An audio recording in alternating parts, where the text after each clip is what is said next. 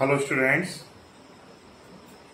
in today's lecture we will discuss about the blood. In previous lecture we have discussed about the major component of the blood, that is plasma. तो last lecture में हमने blood के major component के बारे में discuss किया था, वो कौन सा था? प्लाज्मा.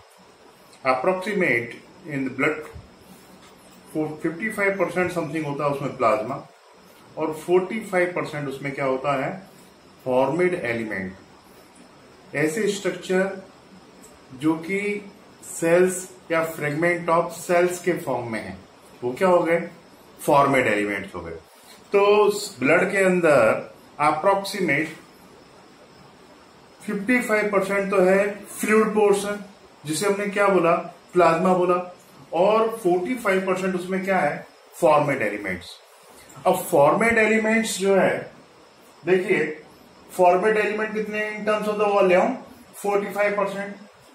तो फॉर्मिड जो एलिमेंट्स हैं उसके अंदर आते हैं ब्लड सेल्स और ब्लड कार्पिस्कल्स.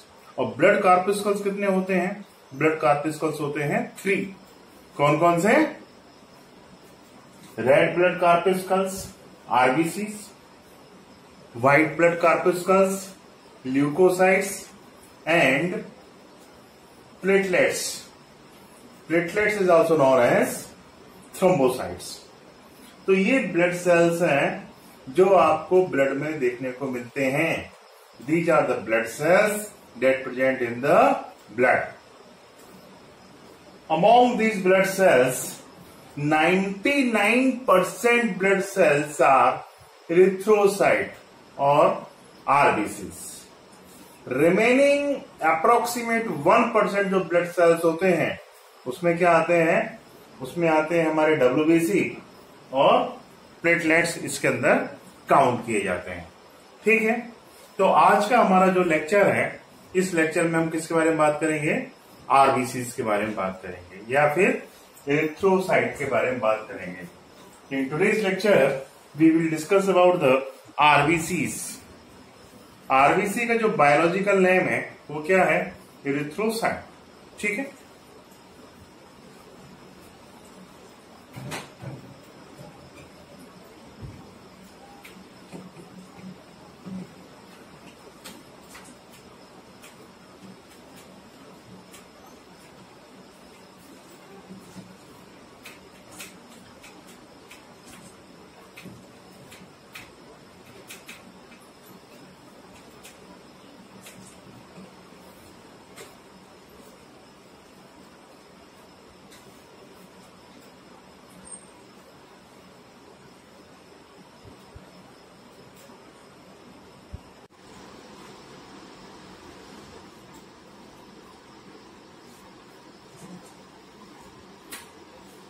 हाँ, तो स्टूडेंट्स अब हम बात करते हैं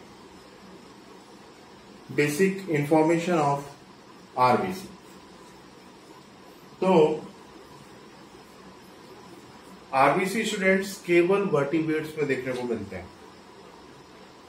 वर्टिब्रेट्स के अलावा और किसी एनिमल में आरबीसी देखने को नहीं मिलते. RBC present only in the vertebrates. और वर्टिब्रेट्स में भी मोस्ट ऑफ वर्टिब्रेट्स में जो आरबीसी होते हैं वो कैसे होते हैं? न्यूक्लिएटेड.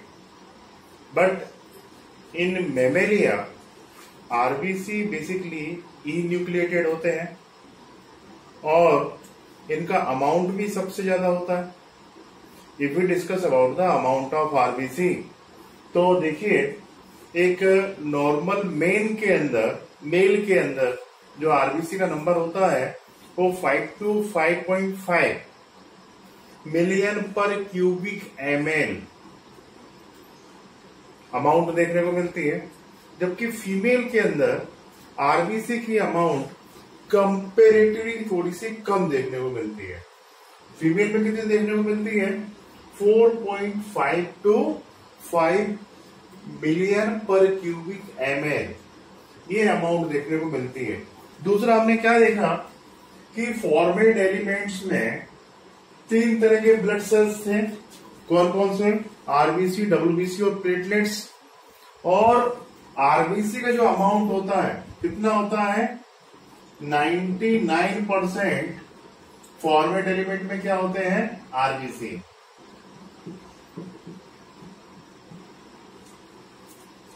और रिमेनिंग 1% में क्या आएंगे, डब्ल्यूबीसी और प्लेटलेट्स, ये 1% में आते हैं। तो आरबीसी का अमाउंट कितना होता है फॉर्मेट एलिमेंट्स के अंदर, 99%।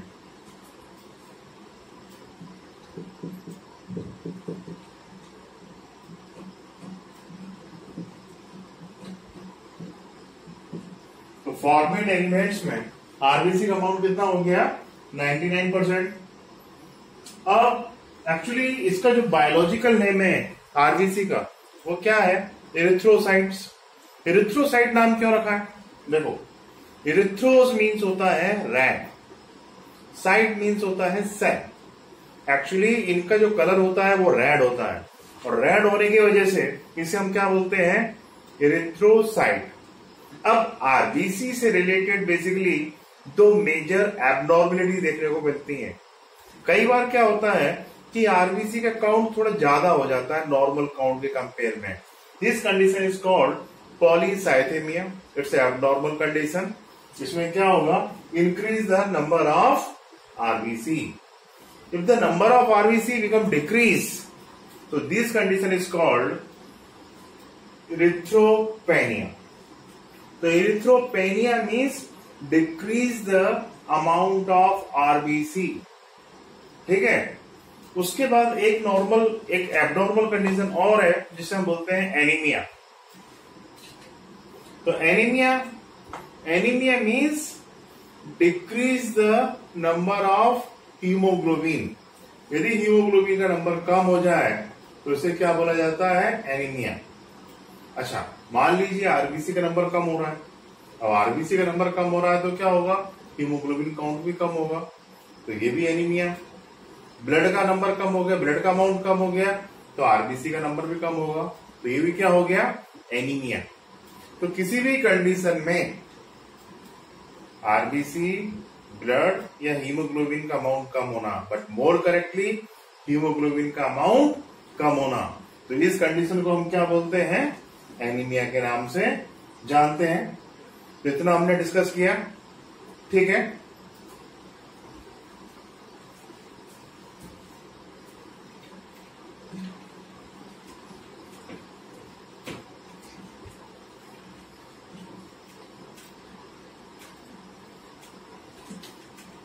So we discuss about the number of RBC. Number of RBC कितना होता है वो हमने देख लिया, उसकी एबनॉर्मल कंडीशन देख ली। अब इसके बाद हम बात करेंगे, तो we discuss about structure of RBC.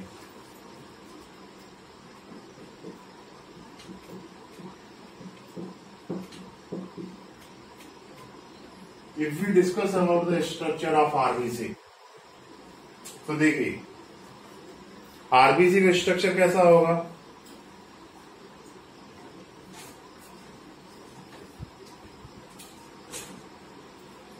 RBC का जो स्ट्रक्चर होता है वो कुछ इस तरह का होता है। आप साइड से देखेंगे आरबीसी को तो आपको उसका स्ट्रक्चर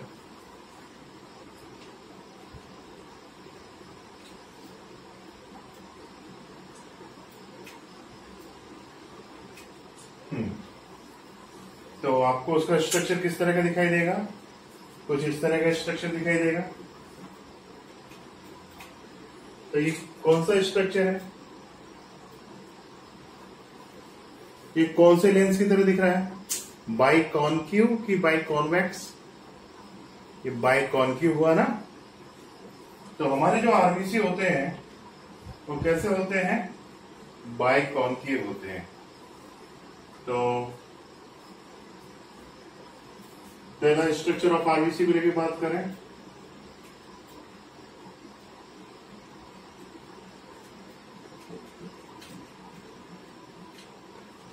तो we observed that nucleus absent in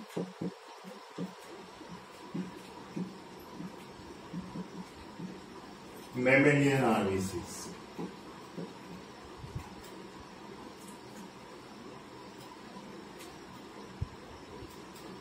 तो मेमेलियन आरबीसी में न्यूक्लियस क्या होता है, अब्सेंट होता है। मतलब ये कैसे होते हैं,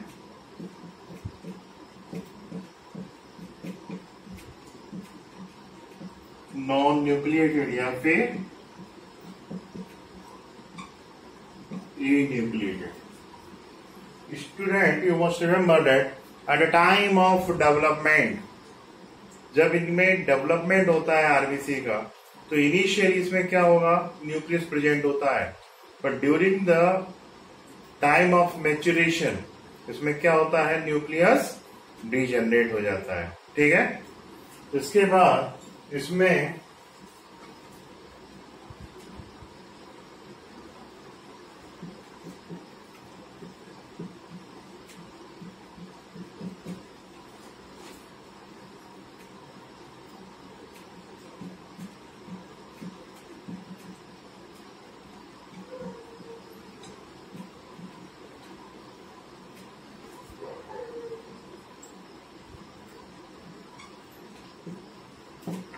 इसमें सेल ऑर्गेनेल्स जैसे कि माइटोकॉन्ड्रिया हो गया, एंडोप्लाज्मिक रेटिकुलम हो गया, गोल्जी एपरेटस हो गया, ये सेल ऑर्गेनेल्स भी इनके अंदर क्या होते हैं, अब्सेंट होते हैं।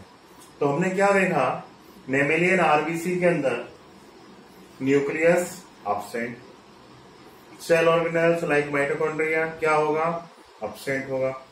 ठीक है, अब ये सेल ऑर्गेनेल्स अब्सेंट हैं, तो इस वजह से हम क्या देखेंगे कि इसमें जो रेस्पिरेशन होगा वो कौन सा होगा, माइटोकॉन्ड्रिया नहीं है। Mitochondria must for the aerobic respiration. ठीक है, क्रेब्स साइकिल कहाँ होता है, माइटोकॉन्ड्रिया में होता है।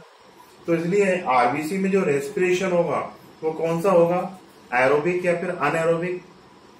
आरबीसी में जो रेस्पिरेशन होता है वो कौन सा होता है, अनएरोबिक। ये देखिए, it's a very interesting phenomena कि बॉडी के अंदर ऑक्सीजन का ट्रांसपोर्टेशन, बॉडी की जिन सेल को ऑक्सीजन की नीड है, तो उन सभी को ऑक्सीजन प्रोवाइड करने का काम कौन कर रही, आरबीसी। और आरबीसी खुद कौन सा रेस्पिरेशन कर रही, अनएरोबिक रेस्पिरेशन। तो अब माइटोकॉन्ड्रिया एब्सेंट है, इसलिए यहाँ पे रेस्पिरेशन कौन सा होगा,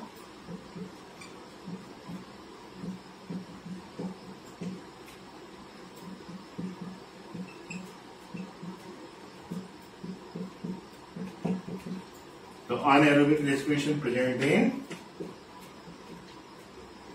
RBC.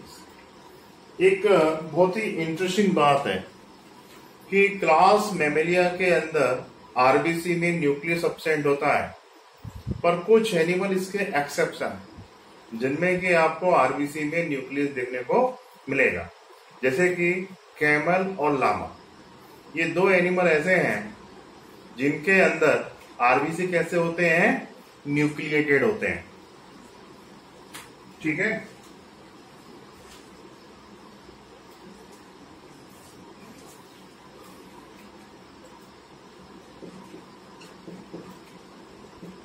Nucleated RBC present in camel and Lama.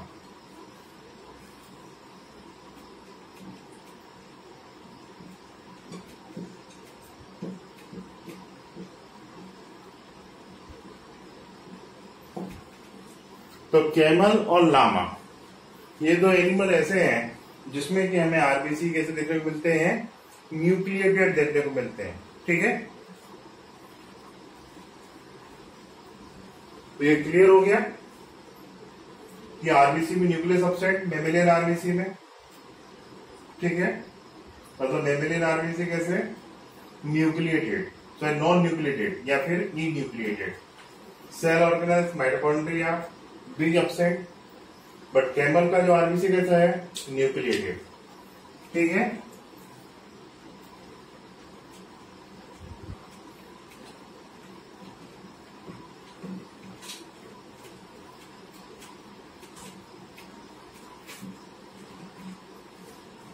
but you remember students, except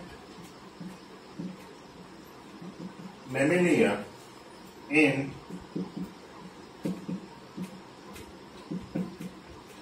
other classes of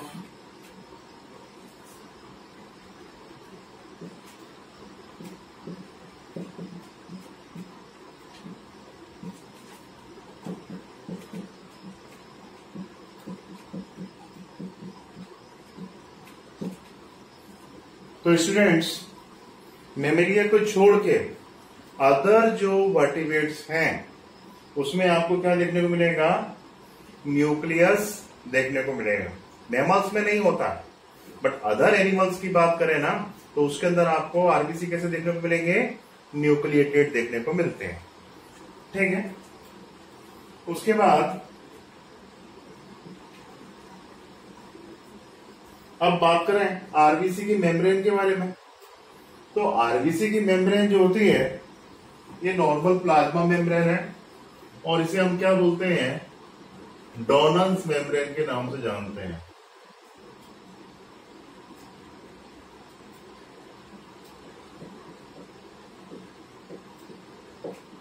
तो ये हमने सेल बायोलॉजी में, सेल यूनिट ऑफ लाइफ में भी डिस्कस किया हुआ है कि membrane of RBC is known as Donnan's membrane. ठीक है, तो इसे हम क्या बोलते हैं, डोनल्स मेम्ब्रेन। अच्छा, ये आरबीसी का मेम्ब्रेन है।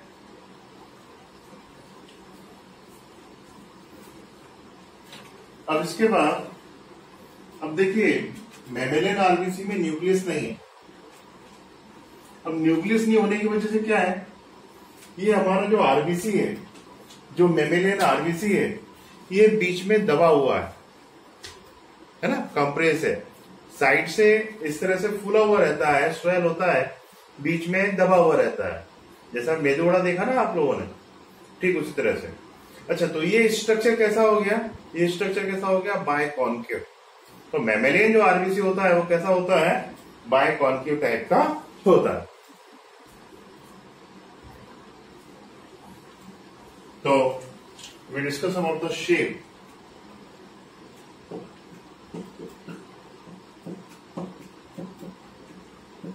कैसा होगा,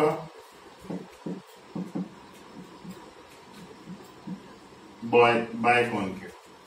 तो शेप ऑफ आरबीसी कैसा होता है, बायकॉन्केव। बायकॉन्केव किसमें होगा, मैमल्स में।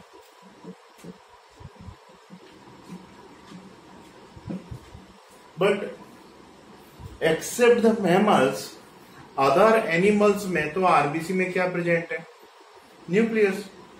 तो मैमल्स को छोड़ के अदर एनिमल के आरबीसी को बात करें तो उनका जो शेप है आरबीसी का वो कैसा होगा, बाइकॉन्वेक्स। तो याद रखिए मैमल्स में आरबीसी का शेप कैसा होता है, बाइकॉन्केव। और except Mammalia, other classes of vertebrates में आरबीसी कैसे होते हैं, बाइकॉन्वेक्स होते हैं। ठीक है, तो ये क्या हो गया, ये हो गया discussion about the structure of RBC. ये आरबीसी के स्ट्रक्चर के बारे में डिस्कशन हो गया। ठीक है, अब इसके हम लेंथ और साइज के बारे में भी थोड़ा डिस्कस कर लेते हैं।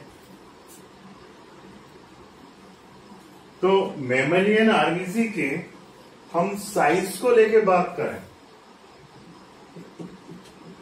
If you discuss about size of the RBC, तो हम क्या देखते हैं कि मेमेलियन आरबीसी मैमल्स की बॉडी की स्मॉलेस्ट सेल में से एक है। ठीक है, तो इनका जो साइज होता है वो अप्रोक्सीमेट, साइज से मेरा मतलब है इनके डायमीटर से। तो इनका जो डायमीटर होता है वो अप्रोक्सीमेट 7 to 8 माइक्रोमीटर समथिंग होता है। तो कितना हो गया डायमीटर इसका, तो डायमीटर हो गया इसका 7 to 8 micrometre. Diameter, thickness, thickness की बात करें तो इसकी थिकनेस होती है कितनी, 1 से लेकर 2 माइक्रोमीटर समथिंग इसकी थिकनेस होती है। तो इसकी थिकनेस कितनी होगी, 1 to 2 माइक्रोमीटर। ठीक है, तो ये हमने साइज के बारे में डिस्कस कर लिया। ठीक,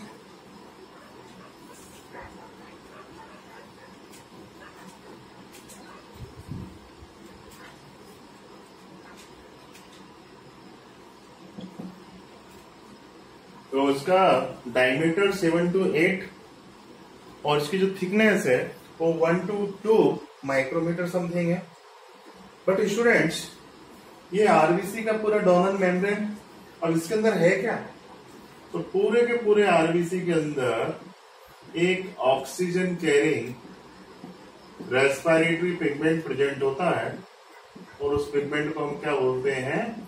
हीमोग्लोबिन।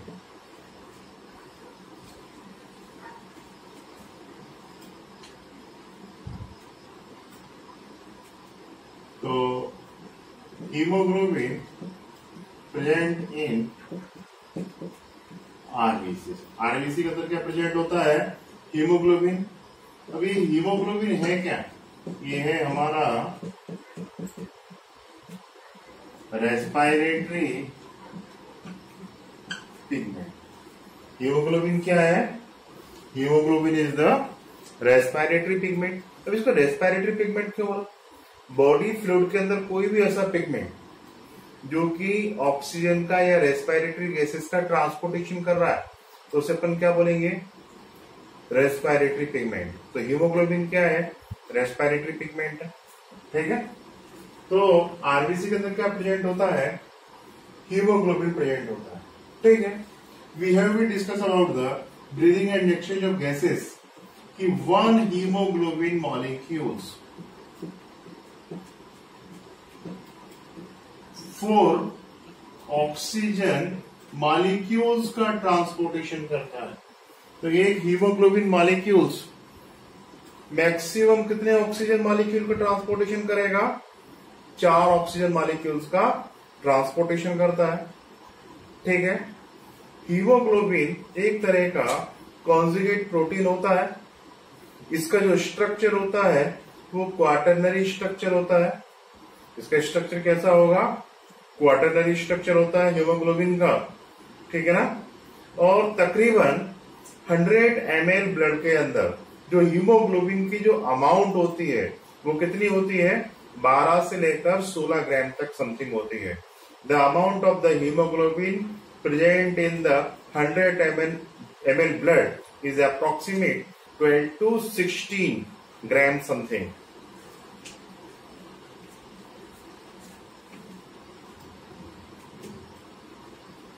तो मैं एवरेज 15 मान लेता हूं।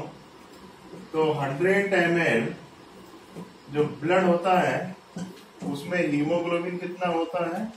उसमें हीमोग्लोबिन होता है 12 to 16 ग्राम। तो 100 ml ब्लड में हीमोग्लोबिन का जो अमाउंट होता है एक हेल्दी पर्सन के अंदर तो कितना होता है?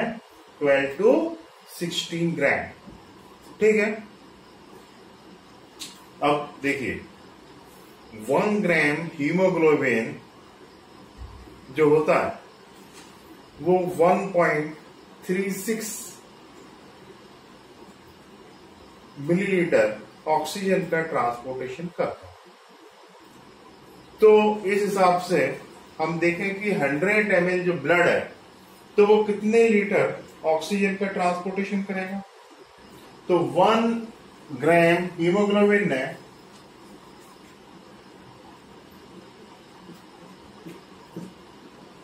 1.34 ml ऑक्सीजन का ट्रांसपोर्टेशन किया।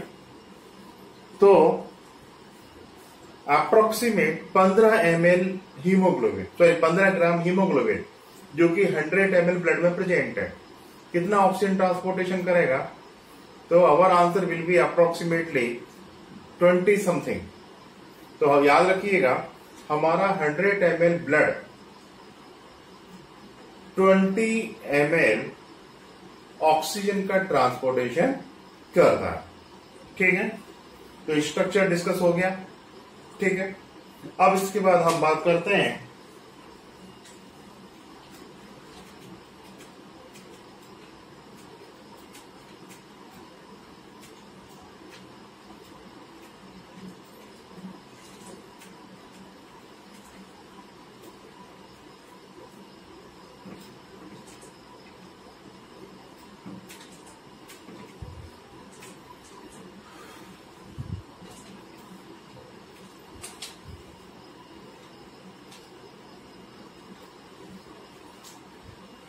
Colour of RBC,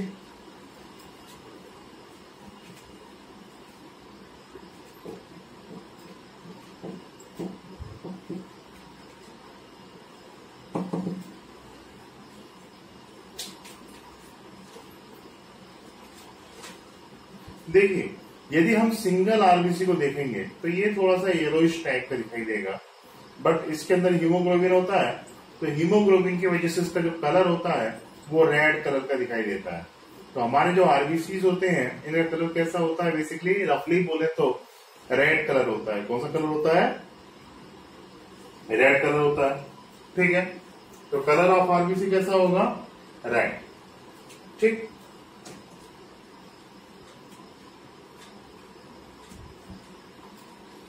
Now we discuss about the process of formation of RBC. देखिए यदि हम बात करें ब्लड के फॉर्मेशन के बारे में, तो we know that the formation of blood occur in the bone marrow. Bone marrow में होता है, सपोज दैट ये हमारे बोन है। अब बोन के अंदर क्या है, बोन मैरो भी दो टाइप का होता है। कॉर्नर पे कौन सा बोन मैरो होगा, रेड बोन मैरो। तो इस रेड बोन मैरो के अंदर क्या होता है, हीमोपोइसिस होता है।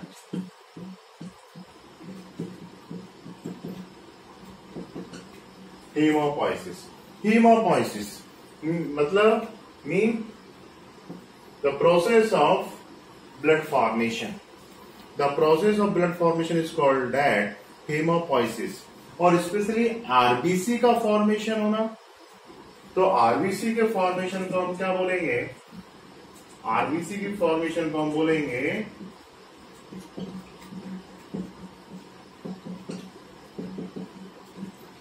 erythropoiesis. The process of formation of RBC is called erythropoiesis.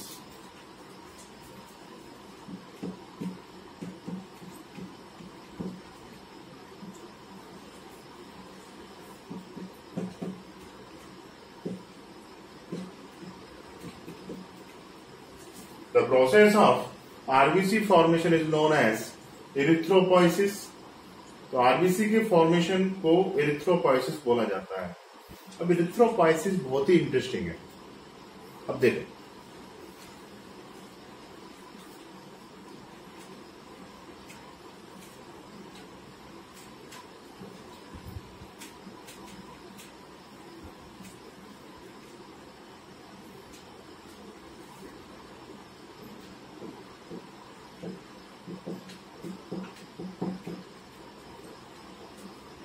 If we discuss about the embryonic child, तो हम क्या देखते हैं, एम्ब्रियोनिक चाइल्ड में जो आरबीसी का फॉर्मेशन होता है वो कहाँ होता है, एक्स्ट्रा एम्ब्रियोनिक मेम्ब्रेन में होता है। मतलब कहाँ होगा, इनिशियली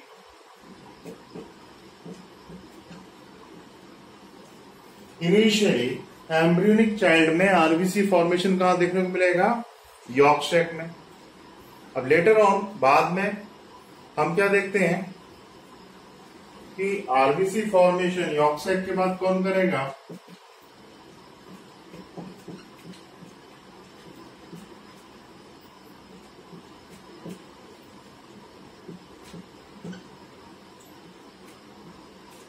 दो ऑर्गन होते हैं, एक को बोला जाता है स्प्लीन और दूसरे को बोला जाता है लीवर। तो एम्ब्रियोनिक चाइल्ड में लेटर ऑन आरबीसी फॉर्मेशन कहां दिखाई देता है, लीवर में और स्प्लीन में देखने को मिलता है। तो लीवर और स्प्लीन में बाद में होता है। उसके बाद after the birth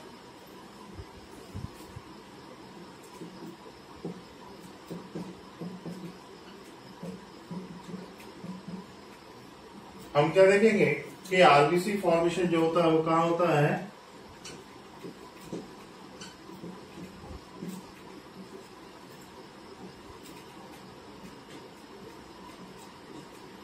red bone marrow में होगा। तो after the birth RBC formation कहां होगा, रेड बोन मैरो के अंदर देखने को मिलता है। ठीक है, एक इंटरेस्टिंग बात है कि कई बार न्यूली बोर्न चाइल्ड में रेड बोन मैरो कम, कई बार ये होता है कि उसमें आरबीसी फॉर्मेशन कम होता है।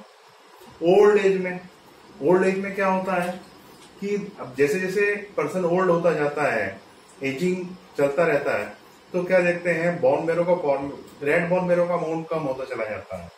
तो बेसिकली जो ओल्ड एज में हम क्या देखते हैं कि लोगों में आरबीसी फॉर्मेशन कम होता है। ठीक है, तो आरबीसी फॉर्मेशन होना, इसे हमने क्या बोला, इरिथ्रोपोइसिस।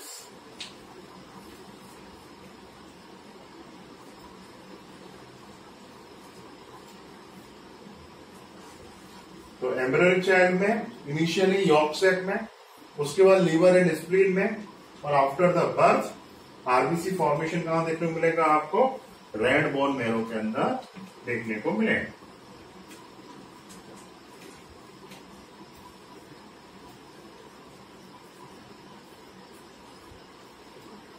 अब इसके बाद हम बात करेंगे लाइफ स्पैन ऑफ आरबीसी। तो देखिए, आरबीसी के फॉर्मेशन में जो समय लगता है, the time consuming the formation of RBC, in other word we can say the time consuming the erythropoiesis is approximately 72 hours. तो time consume in the erythropoiesis कितना, 72 आवर्स लगते हैं। किसमें, एरिथ्रोपोइसिस में।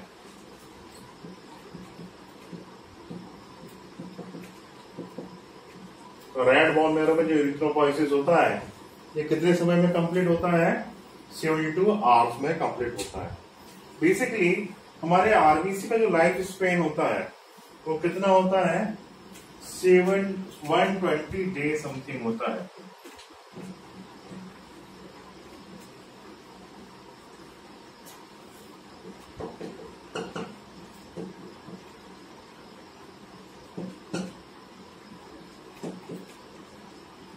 If we discuss about the life span of RBC, तो life span of RBC कितना होगा, ये होगा approximate 120 day.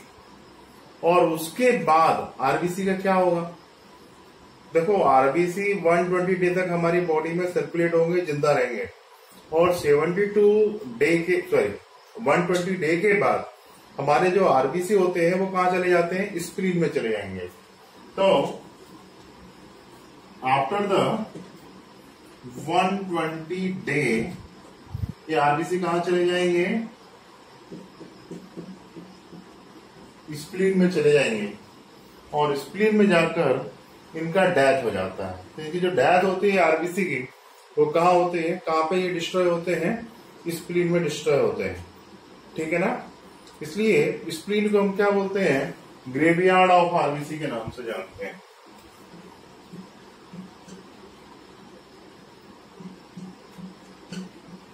Graveyard of RBC, या हम ऐसा बोल सकते हैं आरबीसी का कब्रिस्तान। ठीक है, तो ग्रेवयार्ड ऑफ आरबीसी किसको बोला, स्प्लीन को बोला। अच्छा, जब बॉडी में ब्लड की नीड होती है तो स्प्लीन क्या करती है, बॉडी को ब्लड सप्लाई करने का काम भी करती है। तो इसलिए इसे हम क्या बोलते हैं, ब्लड बैंक ऑफ आरबीसी भी बोला जाता है, ब्लड बैंक ऑफ बॉडी। तो स्प्लीन को हम ग्रेवयार्ड ऑफ आरबीसी बोल सकते हैं। कैसे क्या बोल सकते हैं, ब्लड बैंक ऑफ बॉडी। क्या बोल सकते हैं स्प्लीन को, ब्लड बैंक ऑफ बॉडी के नाम से भी जान सकते हैं। ये बॉडी की लार्जेस्ट लिम्फेटिक ऑर्गन होता है स्प्लीन। ठीक है, ये स्प्लीन जो होता है, ये देखो एम्ब्रियोनिक कंडीशन में आरबीसी का फॉर्मेशन कर रहा था, और आफ्टर द बर्थ ये क्या कर रहा है, आरबीसी को डिस्ट्रॉय कर रहा है। ठीक है, क्लियर हो गया इतना। तो आरबीसी का लाइफ स्पेन हमने कितना देखा, 120 दिन, 120 डे, इतने दिन जिंदा रहे। उसके बाद कहां चले गए, स्प्लीन में। स्प्लीन में जाके क्या हो गया, इनका डेथ हो गया।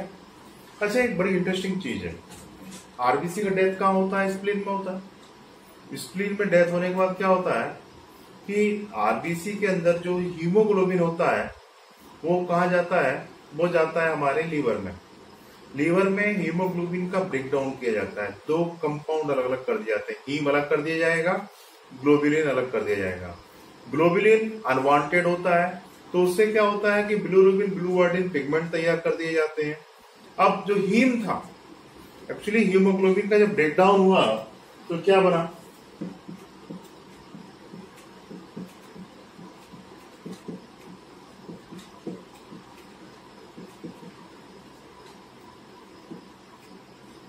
हीमोग्लोबिन। तो हीम जो होगा ये बोन मेरो को ट्रांसफर कर दिया जाएगा, और जो ग्लोबुलिन है, ये ग्लोबुलिन का क्या होगा? ये बिलिरुबिन ब्लूवर्डिन पिगमेंट में इसका ब्रेकडाउन कर दिया जाता है। किसका? ग्लोबुलिन का। ठीक है, तो ये क्लियर हो गया। अब कई बार क्वेश्चन पूछा जाता है कि रेड कलर ऑफ हीमोग्लोबिन किसकी वजह से प्रेजेंट होता है? तो रेड कलर ऑफ हीमोग्लोबिन किसकी वजह से प्रेजेंट है? देखो, हीमोग्लोबिन एक कंजुगेट प्रोटीन है, ठीक है। ये कैसा प्रोटीन है? एक तरह का कंजुगेट प्रोटीन है, और इसमें क्या है, प्रोटीन के साथ नॉन जो है प्रोटीनियस सब्सटेंस क्या अटैच है? ग्लोबिन हीम अटैच है, जो कि आयरन कंटेनिंग कंपाउंड है।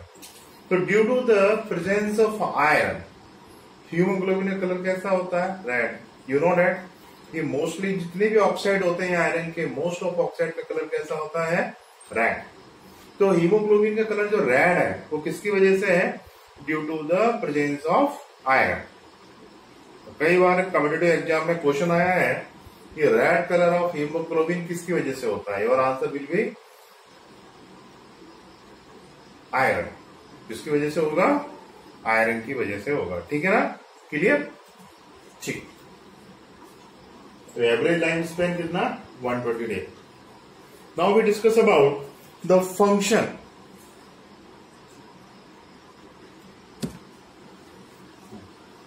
तो now we discuss about the function of RBC. अब हम बात करेंगे कि what is the function of RBC. तो स्टूडेंट्स, फंक्शन तो हम सभी को पता है आरबीसी के। The main function of the RBC is the transportation of O2 and CO2।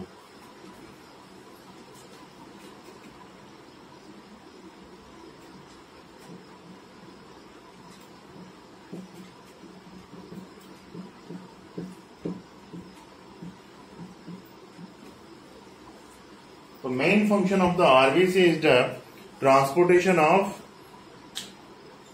Oxygen and carbon dioxide.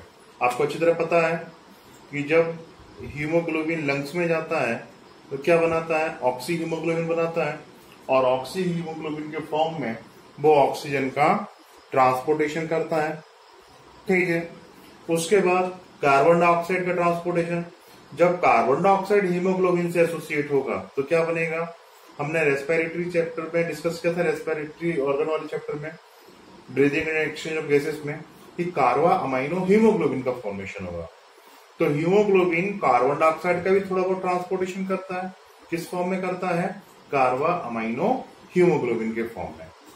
तो हीमोग्लोबिन या आरबीसी का एक तो फंक्शन ये हो गया कि transportation of oxygen and carbon dioxide. दूसरा इसका फंक्शन क्या होगा? आरबीसी का दूसरा जो मेन फंक्शन है वो है कि आरबीसी की सरफेस पर, मोस्टली आरबीसी के अंदर एक एंजाइम प्रेजेंट होता है। हमने भी इसका discussion breathing and exchange of gases में डिस्कस किया है। कौन सा? Carbonic anhydrase. बहुत ही फास्टेस्ट एंजाइम होता है। तो ये एंजाइम क्या कराता है? CO2 और O2 के रिएक्शन कराकर किसका फॉर्मेशन कराएगा? H2CO3 का फॉर्मेशन करेगा। ठीक है, तो ये जो रिएक्शन इनिशिएट होती है टिश्यू के अंदर, कौन सी?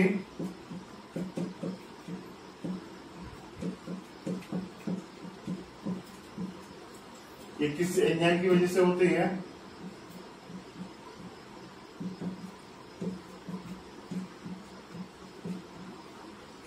कार्बोनिक अनहाइड्रेस की वजह से होती है।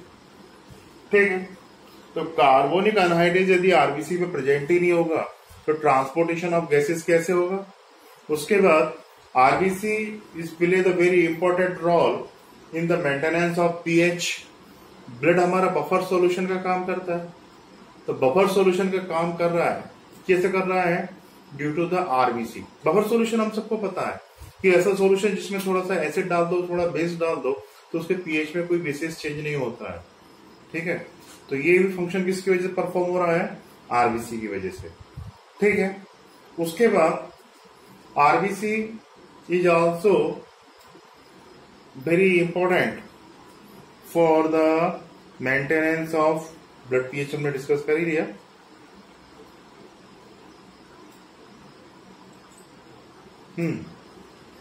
तो आरबीसी जो होता है वो ब्लड ग्रुप एनालिसिस में भी काफी इंपॉर्टेंट रोल प्ले करता है, जिसे हम बाद में डिस्कस करेंगे। तो आरबीसी के बारे में इतना इंफॉर्मेशन इनफ है। Thank you students.